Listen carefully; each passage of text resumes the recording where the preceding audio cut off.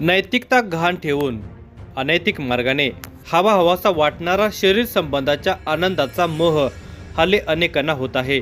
सुंदर महिलांच्या शरीराचा उपभोग घेण्यासाठी काही मंडळी वेगवेगळे मार्ग अवलंबतात। संबंध नेहमीच विनाशाकडे घेऊन जात असतात। याचाच एक नमुना धाराशिव जिल्ह्यात उघडकीस आला। एका विवाहित पुरुषाचे विवाहित महिलेशी अनैतिक संबंध जमले। काही काळ आनंद घेतल्यानंतर तो तिला टाळू लागला, तर ती त्याच्याकडे वारंवार पैशाची मागणी करू लागली। या मागणीला वैतागलेल्या प्रियकराने तिला ठार मारण्याची सुपारी मित्राला दिली। मित्रानेही तिच्याशी गोड बोलून डाव साधला। कोणताही पुरावा मागे न ठेवता त्याने तिचा काटा काढला, पण पोलिसांच्या चाणाक्ष नजरेने पुरावा शोधला आणि 7 दिवसात मारेकऱ्यांना जेरबंद केले। अहिल्यानगर, अहमदनगर, सोलापूर जिल्ह्याच्या सीमेलगत आंबी पोलिसांनी अत्यंत बारकाईने तपास केलेल्या या गुंतागुंतीच्या खून प्रकरणाचा हा पुढील सविस्तर वृत्तांत आहे। पण तत्पूर्वी तुम्ही जर चॅनलवर या नवीन असाल तर प्लीज चॅनलला सबस्क्राईब करा। ठिकाण अहिल्यानगर, अहमदनगर जिल्ह्यातील ब्राह्मणी तालुका राहुरी या गावात विश्वास नामदेव झरे वय वर्षे 42 हा इसम राहत होता। गावामध्ये विश्वास याचा मोटार वाहन दुरुस्तीचा व्यवसाय नावारूपाला आलेला होता। याच गावामध्ये माया ही तरुणी राहत होती। मायाचे हे माहेर होते। 4 चौघीत उठून दिसणारी माया चंचल स्वभावाची होती। अनेकांची नजर तिच्या देहावरून फिरत होती। तिचे बोलणे व वागणे अनेकांना घायाळ करत होते। ती संभाजीनगर जिल्ह्यातील वाळूज पंढरपूर येथे पतीसह वास्तव्याला होते, पण माहेर असलेल्या ब्राह्मणी येथे घरकुल योजनेच्या कामानिमित्त तिचे येणे जाणे सुरू झाले होते। त्यातूनच तिची विश्वासशी ओळख झाली। तिचे विश्वास बरोबर बोलणे सुरू होते। तिच्या बोलण्यात तो गुंतत गेला। तिच्या देहाचा त्याला मोह झाला। तिने त्याला प्रतिसाद दिला आणि काही दिवसातच त्यांच्या ओळखीचे रूपांतर अनैतिक संबंधात झाले। कधी कसे कळण्याआधीच ते एकमेकांच्या मिठीत होते। शरीर सुखाचा आनंद लुटताना त्या दोघांनाही नीतिमत्ताचा विसर पडला होता। आपण गैर वागत आहोत याचे भान त्यांना उरले नव्हते। आपले जन्माचे सोबती असून त्यांचा विश्वासघात करून आपण हे अनैतिक संबंध ठेवत आहोत हे विसरून ते मस्त मजा मारत होते। तो तिच्या देहाचे सुख भोगत होता, तर ती त्याच्या पैशावर चैन करत होती। दोघांनी एकमेकाची गरज भागवत संबंध सुरू ठेवले होते। नंतर मोहाला बळी पडलेला विश्वास भानावर आला। अनैतिक संबंधाच्या बदल्यात माया त्याच्याकडे वारंवार पैशाची मागणी करत होती। सुरुवातीला हवाहवासा असणारा शरीर सुखाचा आनंद आता विश्वासला काटेरी वाटू लागला होता। तो आता मायाला टाळू लागलेला होता। तिचे येणारे फोन घेत नव्हता। तिच्यापासून लांब राहण्याचा प्रयत्न करत होता। मात्र संधी मिळताच संभाजीनगरहून ब्राह्मणी येथे आल्यानंतर माया थेट विश्वासच्या मोटार वाहन दुरुस्तीच्या ठिकाणी जाऊन त्याचा समाचार घेत होती। 4 चौघात त्याच्याशी नको ते बोलत होती। अनेक वेळा हा प्रकार घडला होता। त्यामुळे गावामध्ये व समाजामध्ये विश्वासची प्रतिमा मलिन झाली होती। मायाला मात्र पैशापुढे त्याच्या इज्जतीची काही घेणे देणे नव्हते। या प्रकाराने विश्वास झरे पूर्णपणे वैतागलेला होता। गावातील प्रतिष्ठित लोक विश्वासला या प्रकारानंतर नावे ठेवू लागलेली होती। आपण नको ते उपद्व्याप करून बसलो, आता यातून सुटका कशी होणार याची त्याला चिंता लागलेली होती। या चिंतेतून मुक्त होण्यासाठी मायाचा कायमस्वरूपी बंदोबस्त करायला हवा असे विचार त्याच्या मनामध्ये महिन्याभरापासून डोकावत होते। त्याने आपली व्यथा मित्र संदीप तोरणे याला सांगितली। मग त्याच्या मदतीने त्याने मायाला या जगातून नाहीसे करण्याचा प्लॅन आखला। विश्वासची अवस्था संदीपला ज्ञात होती। त्याच्यासमोरच माया आणि विश्वासमध्ये वाद झालेला होता। काही वेळा संदीप याने मध्यस्थी केल्याने त्याच्यावरही माया डाफरली होती। घरकुलाच्या कामासाठी त्याने घेतलेले पैसे परत देत नाही, तर तू दे असे म्हणून त्यालाही सर्व समक्ष तिने सुनावलेले होते। विश्वास झरे याने संदीप तोरणे याला रोख 92,000 रुपये देऊन मायाचा काटा काढण्याची सुपारी दिली।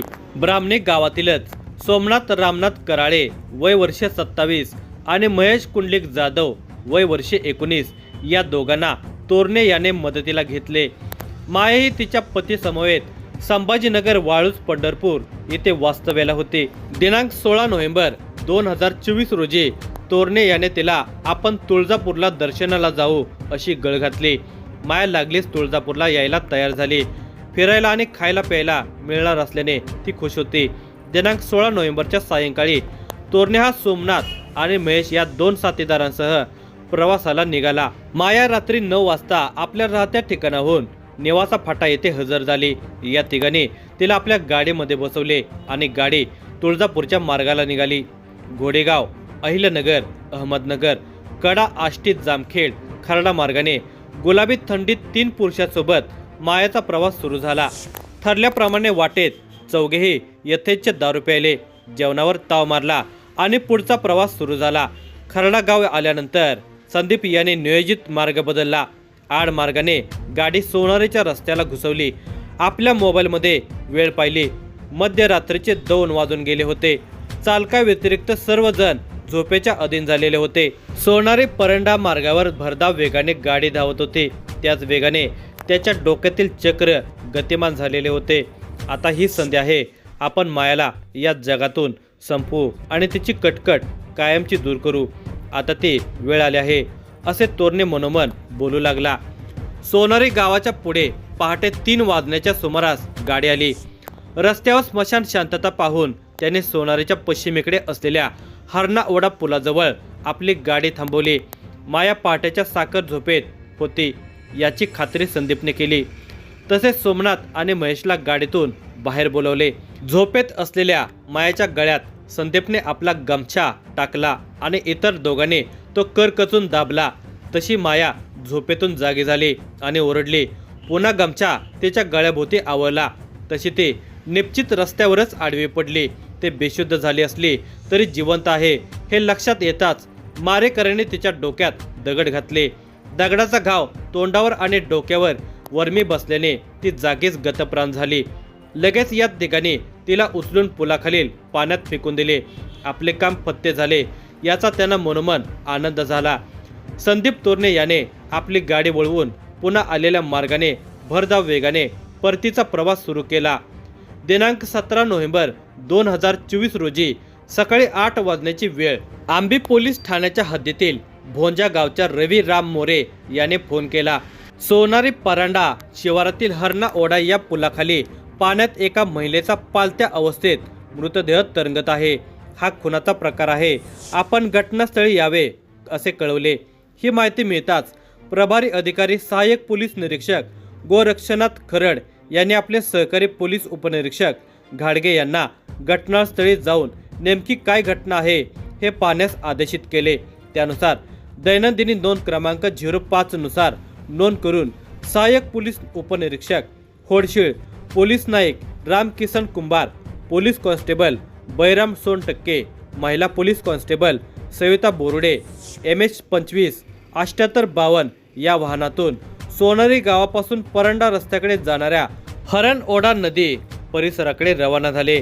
सोनारी शिवारातील हरण ओढा पुलाजवळ पोलीस पथक आल्यानंतर त्या ठिकाणी रस्त्याच्या दोन्ही बाजूला जमलेले नागरिक दिसून आले. सहाय्यक पोलीस उपनिरीक्षक गजानन मुळे हे परंडा पोलीस ठाण्यातून घटनास्थळी हजर झाले होते. मुळे यांनी घटनास्थळासभोवती दगड मांडून ते सुरक्षित केले असल्याचे दिसून आले. रवी मोरे, पिनू वाडेकर आणि बबलू नलवडे यांनी घटनास्थळ दाखवल्यानंतर पुलाच्या मध्यभागी रोडच्या पश्चिम बाजूला पुलाखाली पाण्यात एक अनोळखी महिलेचा मृतदेह तरंगत असल्याचे दिसून आले. या पुलाच्या संरक्षक लोखंडी कठड्याची पाईप आणि पुलालगतच्या रस्त्यावरील मातीत रक्ताचे डाग दिसून येत होते. त्यावरून या महिलेचा घातपात केल्याचे प्रथमदर्शनी दिसून येत होते. सहाय्यक पोलीस निरीक्षक गोरक्षनाथ खरड यांना घटनास्थळावरील परिस्थिती सांगितली. खरड यांनी जिल्हा मुख्यालयातील निरीक्षण कक्षामध्ये घटनेची माहिती दिली. कार युनिटसह डॉग स्क्वॉडची मागणी केली. तसेच सोनारीच्या ग्रामपंचायतीला पत्र देऊन पंचनामा कामी 2 शासकीय पंच उपलब्ध करून देण्याची मागणी केली. अवघ्या तासाभरामध्ये जिल्हा पोलीस मुख्यालयातून कार युनिट आणि डॉग स्क्वॉड पथक घटनास्थळी दाखल झाले. परमेश्वर पवार व समाधान जगताप हे पंच म्हणून उपस्थित झाले. या सर्वांच्या मदतीने घटनास्थळाचा सविस्तर पंचनामा पूर्ण करण्यात आला.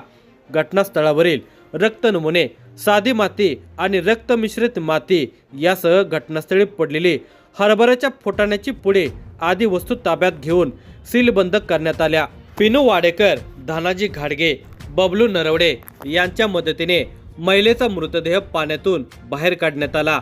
घटना कोणाच्या हद्दीमध्ये घडली याचा विचार न करता पोलीस निरीक्षक विनोद इजपवाड, पोलीस ठाणे परंडा यांनी आवश्यक ती खबरदारी घटनास्थळी हजर राहून घेतली. आंबी पोलीस ठाण्याचे प्रभारी अधिकारी सहाय्यक पोलीस निरीक्षक गोरक्षनाथ खरड यांच्या समक्ष मृतदेहाची बारकाईने तपासणी केली. महिला अनोळखी, अंदाजे वय 30 वर्षे, विवाहित आणि तिच्या डाव्या हातावर प्रकाश असे गोंदलेले आढळून आले.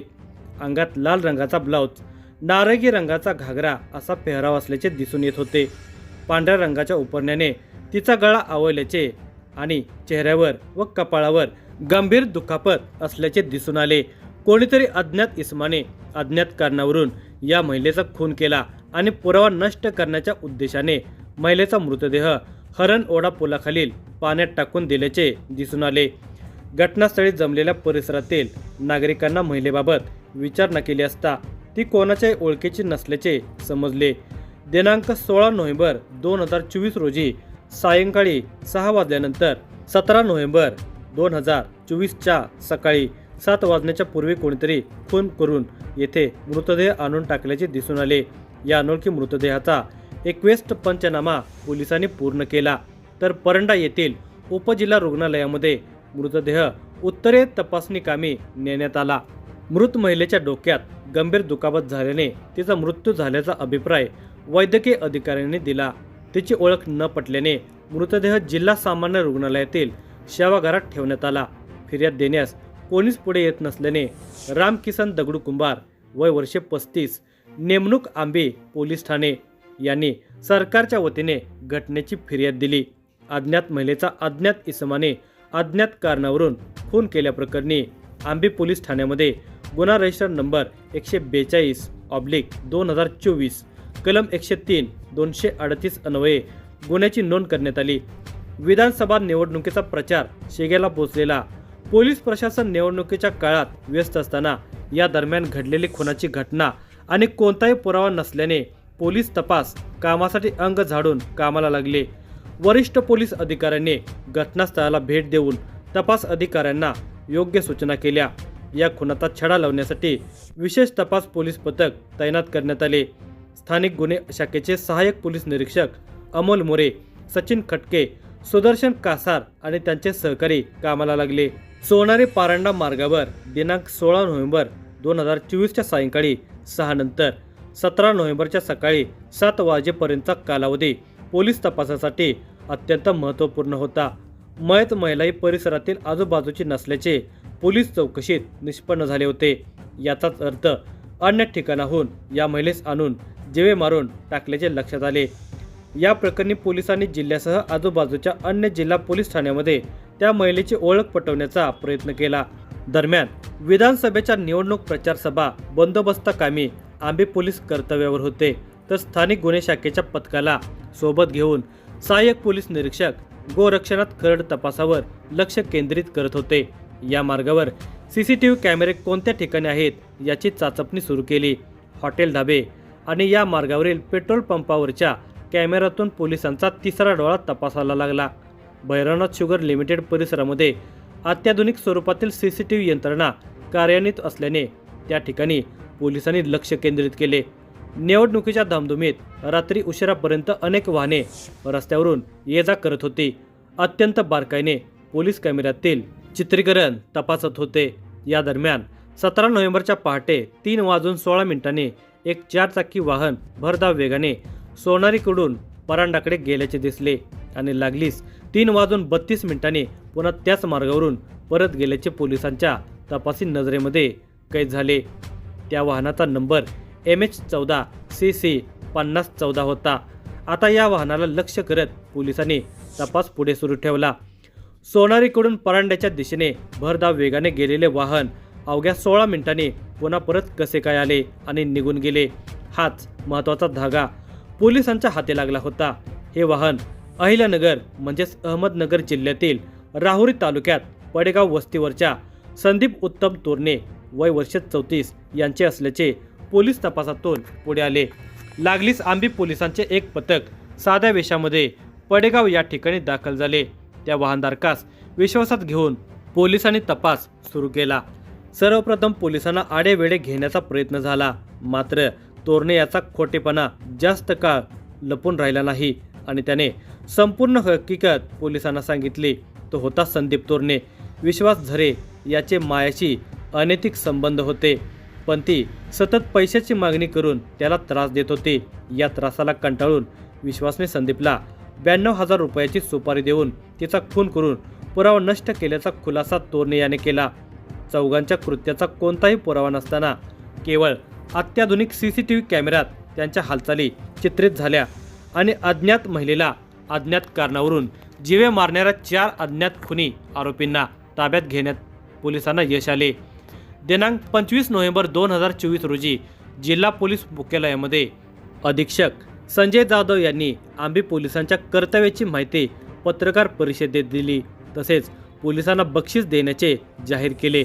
दिनांक 26 जानेवारी 2025 रोजी धाराशिवचे पालकमंत्री व राज्याचे परिवहन मंत्री प्रताप सरनाईक यांच्या हस्ते स्थानिक गुन्हे शाखेचे सहाय्यक पोलीस निरीक्षक अमोल मोरे यांचा प्रशस्तीपत्र देऊन गौरव केला।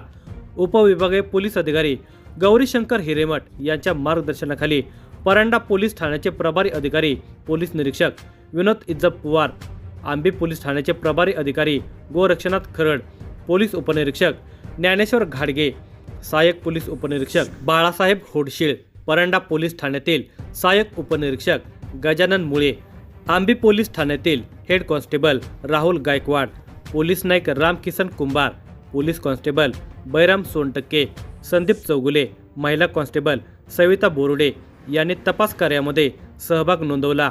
तर स्थानिक गुन्हे शाखेचे पोलीस हवालदार विनोद जानराव, शौकत पठाण, पोलीस नाईक नितीन जाधवर, प्रकाश बोईनवाड, बबन जाधवर, विनायक दहीहंडे, सुनील मोरे, नागनाथ गुरव यांनी तपासामध्ये आंबी पोलिसांना मदत केली। सहाय्यक पोलीस निरीक्षक गोरक्षनाथ खरड यांनी स्पष्ट केले की मायाचा आर्थिक त्रास विश्वनाथ झरे याला होता आणि त्याने आपली व्यथा संदीप तोरणेला बोलून दाखवली होती। या कामी त्यास 92,000 रुपयाची सुपारी दिली। पोलिसांनी या रकमेतील रोख 1700 रुपये खून प्रकरणामध्ये वापरलेले 4 चाकी वाहन आणि कपडे जप्त केले। घरकुलाच्या कामानिमित्त विश्वास झरेने काही रक्कम घेतली होती, ती परत मिळवण्यासाठी माया त्याच्या संपर्कात असल्याचे तिच्या पतीने सांगितले। मात्र माया ही पैशाकरता विश्वासला त्रास देत असल्याचे तपासातून निष्पन्न झाल्याचे पोलिसांचे म्हणणे आहे।